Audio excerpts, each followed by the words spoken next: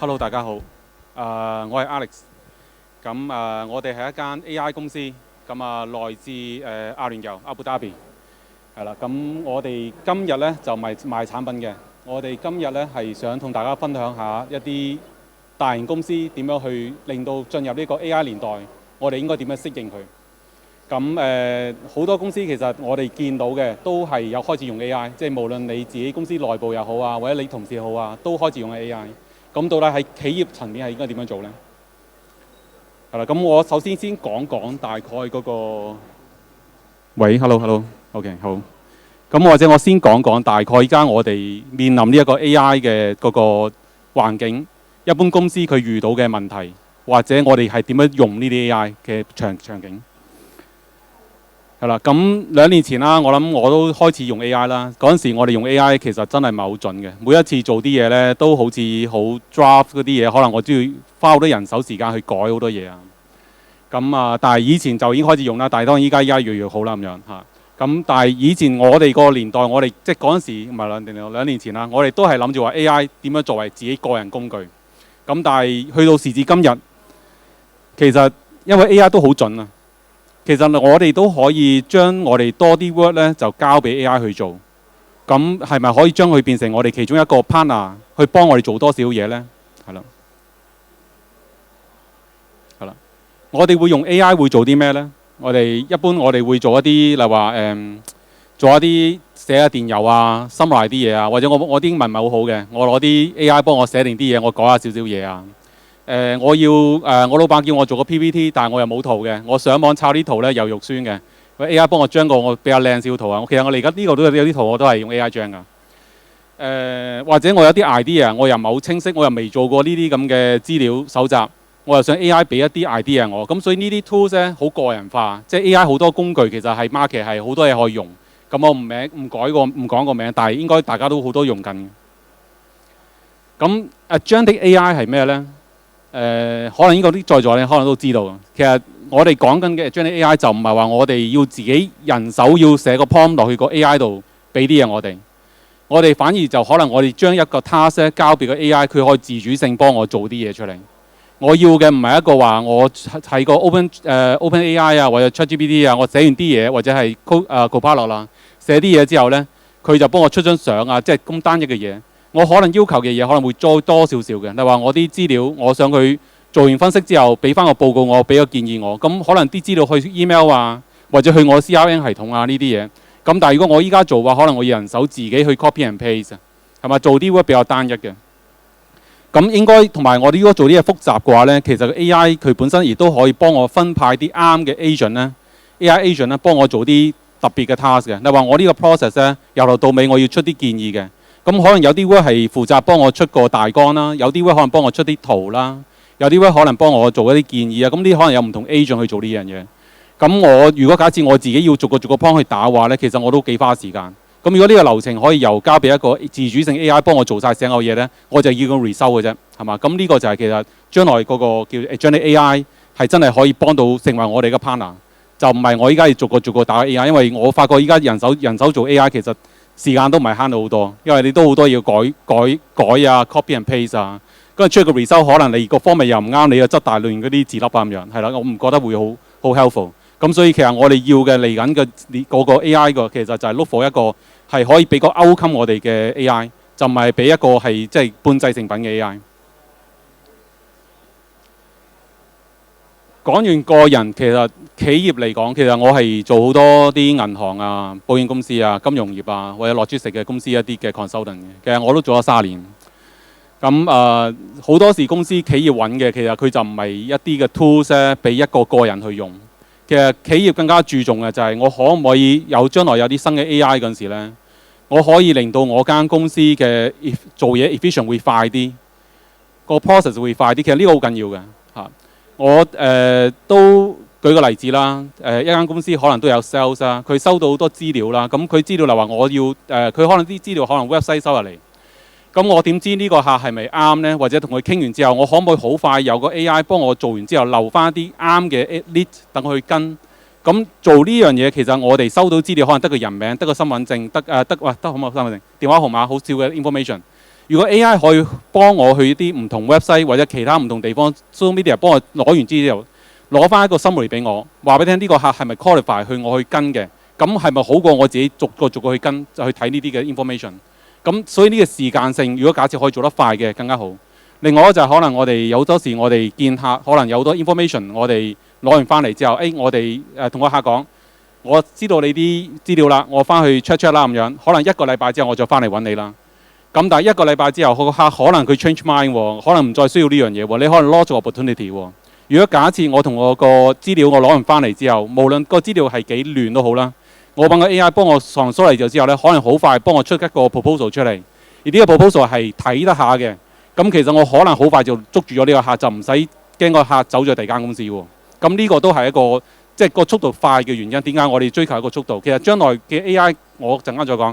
我哋唔係驚俾 AI 代咗，我驚嗰個將來個客要求更加多嗰陣時咧，我哋人手係做唔切嘅。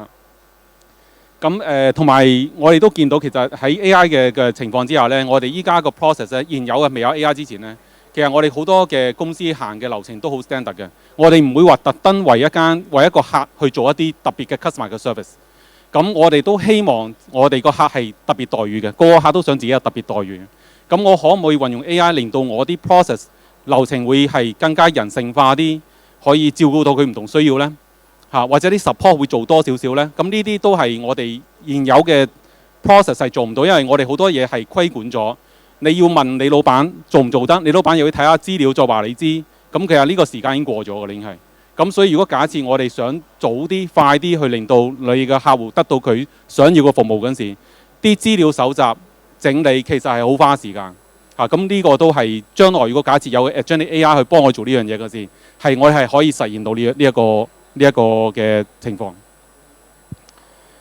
咁喺大型公司其實我哋有幾個 key 嘅 issue， 點解我哋做唔到？暫時我哋都好多 hesitate 去做呢個 AI change。大型公司我哋好多舊嘅系統，我哋每個系統係有好多唔同嘅 data 係分開晒嘅，唔係 consolidate 嘅。我哋都唔夠膽將所有啲嘢交俾 AI 去幫佢去做決定。例如話我哋有啲批個貸款，你一個50萬嘅貸款，你會交俾 AI 幫你簽張紙就出個 payment， 唔會噶嘛。咁呢啲嘅信任度啦，即係我哋 AI 做嘅幾 accuracy 嘅，其實都係需要人去監管呢樣嘢。咁但係點樣做到實現呢樣嘢，其實仲有好多技術性嘅嘢，大家要考慮。咁係咪我哋要等到幾時先有呢？我陣間都可以講講下。其實可能即刻有嘅，已經係。好，我先講下建議啦，即係我頭先我哋講咗啲問題啦。第一樣嘢就係頭先應對翻頭先嗰個AI 嘅信任度啦。咁我哋係咪可以擺隻龍蝦就幫我做晒所有啲嘢呢？你覺唔覺龍蝦可以幫間公司做啲嘢呢？即係你信唔信龍蝦幫你做晒所有啲嘢？尤其簽個50萬嘅單。咁其實呢樣嘢其實係風險係幾高嘅，係嘛？即係我哋始終都要有少少叫做受規管性嘅 AI。我哋需要有啲嘅 process 咧，唔係純粹任得 AI 自己去做翻自己啲嘢。我哋話我哋做銀行嘅，一定有一個固定嘅流程。我哋要經邊個 department 做完啲嘢，或者你要出咗某啲資料做啲嘢。我唔可以話即係叫個 AI 咧立亂喺一個 website 上面取完啲嘢啦，話俾你聽呢個資料佢出完啦。咁所以我哋有一個固定嘅流程，叫 AI 跟住嗰條路嚟行。咁呢一個係適合係做呢種嘅流程係適合啲大型公司，佢有大量嘅資料嗰個處理嗰陣時，大量嘅 request 處理嗰陣時，其實佢就需要有一個叫做受規管或者比較穩定性嘅 AI 嘅流程。第二個就係如果假設我哋真係實現到一啲大量資料嘅嗰個嘅處理嘅話呢，咁我哋嗰個要有一個適合嘅工具。呢個工具就係可能我唔係話要將我現有嘅系統全部換走晒，而將現有系統換走晒，其實我都要花好多時間去改啦，好多錢要做呢樣嘢啦。咁我哋可唔可以善用翻現有嘅系統唔喐？我下低加個底座，本身有一個 AI 嘅 agent 嘅底座，我可以將我現有嘅 CRM、我個電郵系統、我個人嘅操作，我可以駁喺呢一個平台上面，呢個流程上面去做晒我成個 work 咧，係可以做得到嘅喎。所以我諗，但係呢個平台喺邊度揾到呢？咁呢個都係一個依家我哋係要即係嗰個揾嘅地方，即係可以做到呢一個實現。如果有呢個平台，你就可以實現到一個即係自動化嘅流程。呢個係大概個平台嗰個構思嚟嘅嚇。咁你見呢個平台咧，其實你見到呢度咧有個 data flow，即係我哋當我哋有啲 information，其實前邊我哋收到一個客戶嘅需求。我講個例子嚟話啲嘅做銀行嘅信用卡處理啦。信用卡處理嘅話咧，佢可能佢會收到一張電子 form 啦，電子申請表格啦。咁佢都即係例如話啲客係個 online 係用電話嚟手機嚟到去申請嘅。咁個平台會收到一個電子表格，會收到一啲嘅 supporting document，例如話啲身份證啊、住址證明啊、收入證明啊呢啲資料。咁呢啲資料如果我收入嚟嗰陣時，當然你啲嘢靚正就冇問題啦，我就俾你過啦咁樣。咁但係如果中間有啲咩唔對，或者啲嘢花咗嘅，或者需要人去跟嘅，咁我會跌落去一個叫做 CRM 嘅物體呢，就係幫你做人要去跟。咁如果跟嘅呢樣嘢係需要全部人手嘅話，咁咪好，即係都個 cost 都幾多下。咁我哋可以將呢一度想像下，如果假設呢一紮嘅資料我入到嚟之後，由 AI 幫我去睇下上邊嘅嗰個資料採集，例如話包括咗 application form 上面嘅資料啦、身份證啦、住址證明啦、收入資料啦，佢可以幫我自動幫我攞咗呢啲嘅 information， 由佢 hard copy 攞出嚟之後，幫我做個對比。睇下嗰個客提供嘅嗰個 application form 同埋呢啲資料係咪齊，同埋有冇嘢係唔對。咁而 AI 亦都可以幫你輔助做一啲 suggestion 去改咗佢。例如話我有啲 case，例如話啲客其實佢冇一個固定嘅收入嘅，佢係個收 commission 嘅，佢唔係個月都係講緊2萬蚊收入嘅，佢可能有高有低嘅，佢可能係一年嘅先收到個 commission 嘅。咁呢啲其實可以透過 AI 做啲嘅自動化，去幫你自動計算呢啲嘢，去令到你通過呢一個批核。就 rather than 你每一下有呢啲問題就跌落嚟嗰時咧，就要人手去跟，或者有啲名係可能接近嘅，可能爭個 S 2個字嘅，咁佢都可以透過 AI 將佢自動化去做到呢啲嘢。咁但係以前我哋做呢啲咧，好多時要人去做啲處理之後咧，再同客去 confirm 個 email 之後再翻嚟。但係如果呢個流程你想象呢個流程全程由 AI 去處理，只不過跌一啲真係冇辦法去 AI 處理嘅嘢跌翻去人去處理嗰時，其實你需要做 support 嘅嘢少咗。你去處理個客嘅需求都會時間都會縮短咗好多，你可能你會更加快攞到呢張單 rather than 你要可能等1個禮拜之後先批到呢樣嘢。咁我上年就其實我喺阿布達比嗰邊，其實就有一間銀行，其實佢哋都係當地第3大嘅。咁其實佢哋嗰個難處就係佢哋本身佢有個 credit card 同埋個 loan process 咧，佢每個月3000份嘅 request。佢現有系統就係做到10% 嘅 automation， 因為好多嘢都係有固定嘅 path 去做呢樣嘢。咁好多嘢要90% 要跌落 CRM 去做人手處理。咁佢就用呢個系統去解決咗大概50% 嘅人手處理嘅 work。咁剩低嘅就 manual work， 咁就會慳咗好多時間。咁同埋個 process 就以前可能5日嘅個 work， 依家可能啲最快時間可能1日內或者係半日內已經搞掂咗。咁呢個就係你睇到嗰個，如果假設我哋用將來有呢啲嘅系統幫我哋嗰陣時，我哋無論對 sales 又好，對 service support 又好，其實你會見到個 value 係會對你間公司會都唔少嘅嚇。咁點樣實施呢？咁有4樣嘢，我覺得呢度有個 tips 俾大家嘅。第一樣嘢就係我哋要界定翻邊啲係 AI 做嘅嘢，邊啲人做嘅嘢。即係你唔好將人去攞啲 AI 可以覺得即係我呢份 job 我而家做開嘅，我唔想即係冇做啊，我一定要自己人手做翻。咁但係你諗下，如果將來其他好多 AI 係做得快過你嗰陣時，你老闆會再留翻個 job 俾你做啊？或者你同事用 AI 做得快過你嗰陣時，你會覺得你係仲想要 keep 住呢個 job 喺自己手上啦？咁所以我哋要界定邊啲係人做嘅，人做嘅嘢就可能係好多係 service 嘅、communication 嘅、decision making 嘅，做啲 review 嘅，就唔係我哋走去做打字啊、對 document 啊呢啲唔係咁 high value 嘅嘢。係嘛？將呢啲 high 唔係 high value，以前可能我哋大公司好多時都係 outsource 咗俾啲其他啲 country 啊，幫我哋做啲 back office 做呢樣嘢。咁但係呢啲 work 假設我哋可以搬翻嚟香港呢邊，由我哋自己 monitor 翻，而個時間亦都快過你 outsource 嘅。咁點解我哋唔考慮用一個新嘅模式同 AI 一齊 work 咧？呢個所以都係第一個 point。第二個 point 就係我哋唔好嘗試用依家嘅做嘢方式去想像將來嘅 AI workflow， 因為AI workflow 佢會比你依家個將來 workflow 其實會再簡單啲嘅。我哋依家好多人要用好多系統咧，去學識用個系統咧，先至做完個 process。咁點解人要學識個系統咧？其實我哋最終想嘅個 business 係 run 個 business 噶嘛。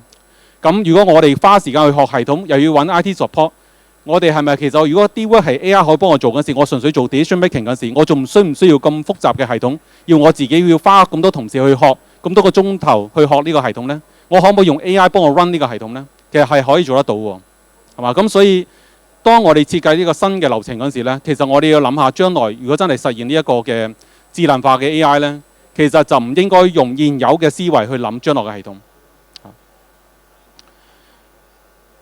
第二個就係嗰個呢個系統其實本身我哋都可以點樣令到佢嗰個重新去重構呢一個嘅 process 即係點樣係令呢個降低嗰個一啲有啲 support 其實我覺得啲 value 唔係咁高啊，即係我哋做啲 support 啲客打電話入嚟 support 我傾咗好耐時間，其實真係對我公司個 value 其實好少，但我只不過多咗 support 要做呢樣，可能好多 time up。而呢啲 work 假設可以用 AI 幫我處理嗰陣時，有啲叫做唔係 high value 嘅 work， 其實我可以 outsource 咗 AI 去做，所以呢個可以去處理呢樣嘢。另外一個就係我哋亦都需要有一個持續優化嘅系統，即係當呢個 AI process 真係變成我哋公司嘅流程嗰陣時咧，我哋可以想像點樣去繼續 monitor 呢個 AI 呢個流程，同埋持續優化佢。咁依家 AI 呢個 workflow 其實都係叫做好初步。當你第一次去接受呢個 AI 流程嗰陣時，其實唔係第一下就 perfect 嘅。咁所以我哋不斷用嗰陣時咧，其實你會揾到更加多嘅空間去改善呢樣嘢。咁所以你呢個將來呢一個 AI 流程平台咧，亦都有需要有呢個能力，係俾你不斷去改嘅。咁其實應該市面上已經有啲系統咧，你要想做一個新嘅工作流程咧，你係唔需要自己人手去設計嘅。其實你可以直接寫一啲嘢，由 AI 由頭到尾寫一個流程出嚟，入邊已經包括咗 programming， 包括咗啲資料搜集，包括咗去連接唔同系統做啲處理嘅嘢。咁其實如果有呢種系統嘅話咧，其實你要真係幫你間公司 rewind 你個 AI 個新嘅流程咧，其實可能講緊係幾分鐘嘅事，就唔係一個需要揾一個啲consultant 入嚟我間公司搞咗唔知係3-4個月，仲係得個好 high level 同我 understanding 差唔多嘅嘢，係嘛？其實我哋想要一個係真係 work 得到、行得到，俾我試用，俾我知道有啲地方可以改善嘅嘢，就唔係俾一個 concept 我仲要去 concept 完之後，我仲要同 ID 一路傾完之後個 solution 之後，我要不斷個試，呢個都已經係過咗，可能個 requirement 都唔係咁樣㗎啦。咁所以我哋要求將來如果真係 AI 嘅話咧，我哋要快。我哋呢個系統其實我哋間公司嘅系統咧，一個禮拜出一個新嘅version。但係以前我哋做呢啲系統，以前我哋未有 AI 嘅系統之前咧，我哋公司差唔多半年先出一個。咁你可以想像將來真係有 AI 嗰陣時，我哋知道 market 個需求其實會越嚟越快，再唔用 AI 其實我哋會俾人再蝕第一步嘅。好，係啦，咁改變思維啦。以前親手做嘅嘢就唔好下下都諗住自己做啦。我哋其實可以變成另外一個管理者 of AI。我哋應該係點樣管理我哋 AI？ 點樣做我哋想需要嘅嘢？我哋打字其實冇乜 value 嘅嚇，咁所以我哋要將我哋嘅 mindset 貼出嚟。sorry 有時間可能唔係好夠，有時間陣間去我 book 嗰度可以再講多少少。我哋要用 AI 其實主要原因係我哋唔想再做一啲好單調嘅嘢，我哋係好想做一啲 creative 嘅嘢。我諗相信唔係好多人中意打字嚇，即係除非你真係好中意黐郵票啊、寫字啊啲。咁其實我哋應該要首先其實有 AI 其實可以將我哋一啲不必要嘅工作釋放出嚟，自動化咗佢。第二個就係我哋係咪有啲公司可能都好介意，就話會唔會 replace 咗我啲同事啊？佢哋都好錫佢啲同事嘅。咁但係我頭先講咗，其實 AI 年代之後，其實人嘅需求會更加越嚟越多。我哋再慢啲，可能我哋付出嘅代價比我唔用 AI 更加多。咁呢個係大家要考慮嘅情況。咁第三樣嘢就係，當你真係你諗到嗰陣時咧，就付諸實行。就唔係繼續喺度諗，因為諗嘅話咧，其實你永遠做唔到嗰樣嘢嘅。就算你試失敗咗，但係你係成功試咗嘅。咁呢個 concept 大家要記住嚇，即係你唔試，永遠都唔會知嚇。好，咁少少介紹我哋產品，不過我諗時間唔夠俾我 play 個 video。咁我哋個系統咧係一個 AI 個 platform 嘅流程。咁其實頭先我講嘅所有嘅 process 咧，由你點樣將個 AI workflow 同人一齊 work 咧，播住唔同 system 咧，自動流程咧。已經我哋係幾分鐘可以幫你做到出嚟。咁如果大家有時間想睇下你哋自己本身你個業務，你做嘅行業，我哋入邊有140萬嘅嗰個工作流程 Top 500嘅企業我哋有 McKinsey 同埋 EY 幫我哋試晒呢啲咁嘅流程。你哋想知道你哋嘅工作係點樣 efficient 地同 AI 一齊 work 嘅話咧，可以嚟我哋個 boot，由 AI 幫你將個你哋所需要嘅 workflow 出嚟。好，咁啊，係啦，咁呢度係我嘅 contact，咁啊大家有興趣可以去我哋個 boot 參觀啦，係啦，咁同埋可以親身體驗下我哋嗰個嘅個 workflow 嘅，同埋我嘅 website 上面都係有一啲 free 嘅 token 俾大家去試玩。如果大家想知道新嘅 workflow 嘅話咧，可以不妨瀏覽我哋 website，係啦，好多謝各位。